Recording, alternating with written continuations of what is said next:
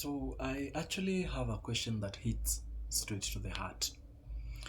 I recently attended a therapy, and what happened to empathy, especially towards men? You know, it's funny, but I've come to some conclusions that one, we still have the strongman myth, which still rules the world, and it's funny because it's a narrative that has been there for so long. From childhood, most boys are taught, and we are taught this by even our parents at some point. Don't cry. Be tough. Man up. But what actually are we doing to that boy or that generation that we're trying to raise?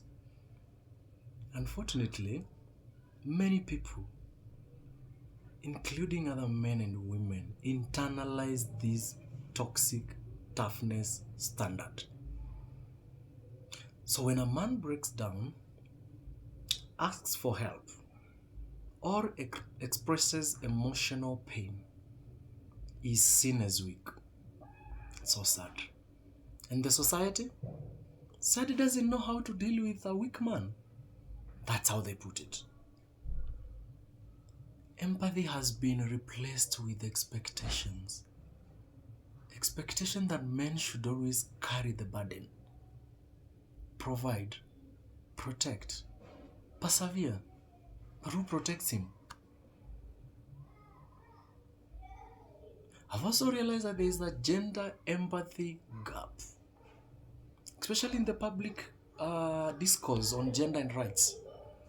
Women's struggles are rightly highlighted, but men's struggles are often brushed off or even mocked. Men crying is soft. Men opening up about trauma, he must have done something to deserve it. Really? Is that the kind of generation we are raising? Is that the kind of lives we want to live? Men getting abused? You are a man, fight back.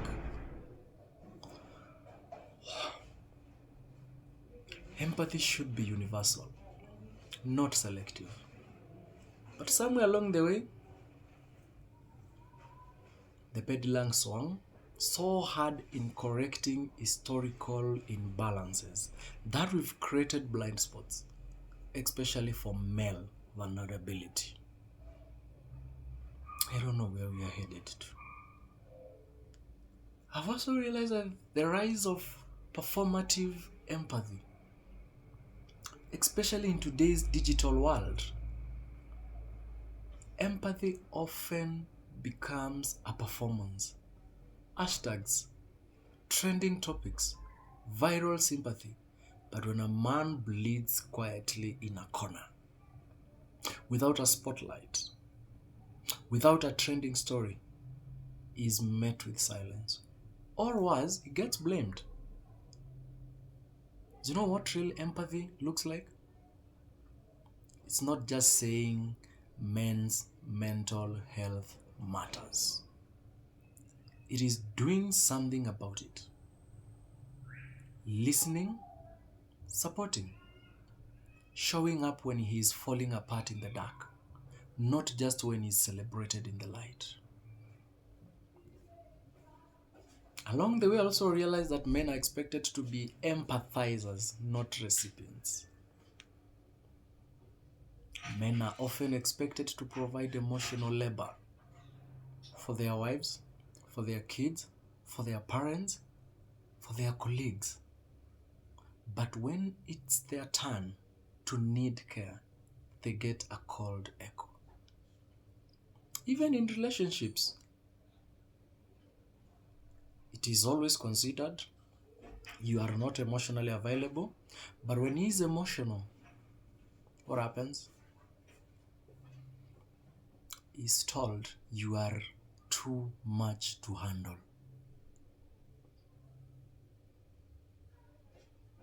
It's a catch, and it breaks men silently.